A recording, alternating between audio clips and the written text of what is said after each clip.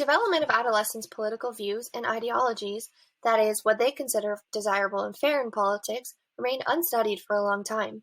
In an attempt to find the answer to this question, Adelson and O'Neill conducted a study in 1966 on adolescents from Michigan between the ages of 11 and 18.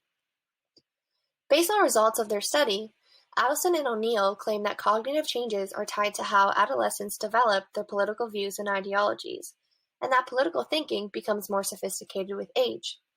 This claim is relevant to society because the development of political views and ideologies is a fundamental process, as these beliefs affect political participation, voting choices, and policy support, all of which contribute to the functioning of society. In the years following the study done by Adelson and O'Neill, consequent studies were conducted that also sought to examine the development of political views and ideologies in adolescence, which include studies done by Gallatin and Adelson in 1971, Firth and McConville in 1981, and Bertie in 1988.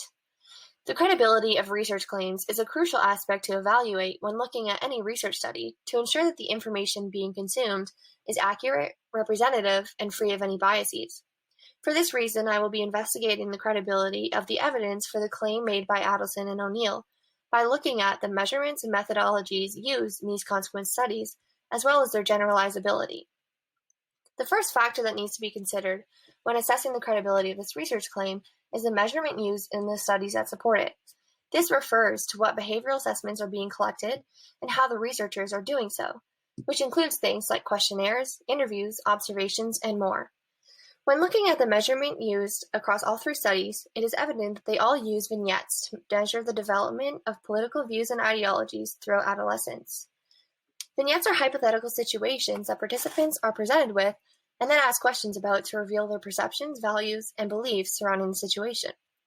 Since vignettes focus on third person and are hypothetical, they are one of the most effective measurements for assessing political views and ideologies as they allow researchers to get at true beliefs and avoid biased responses.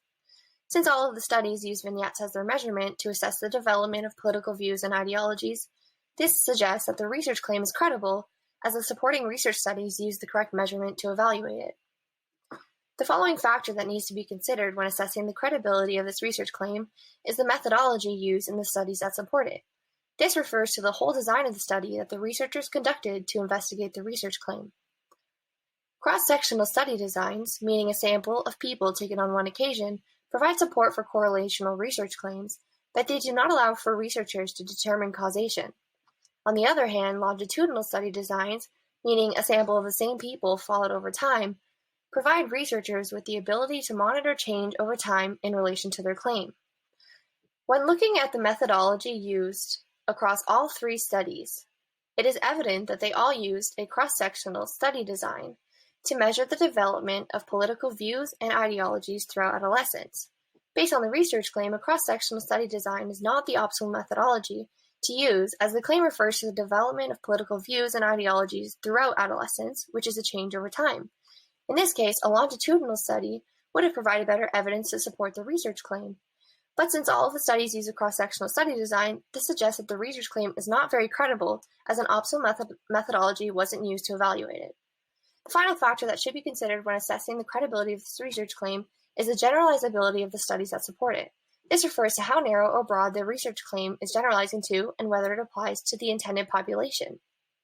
When looking at the generalizability across all three studies, it is evident that they were all conducted on participants from either North America or Europe. The problem with this is that the research claim refers to adolescents in general, which is a very broad generalization. Therefore, researchers did not use a representative sample in their studies of adolescents as a whole. As a result, this lessens the credibility of the claim because it lacks testing on diverse cultures. Therefore, the research claim cannot be generalized to all adolescents.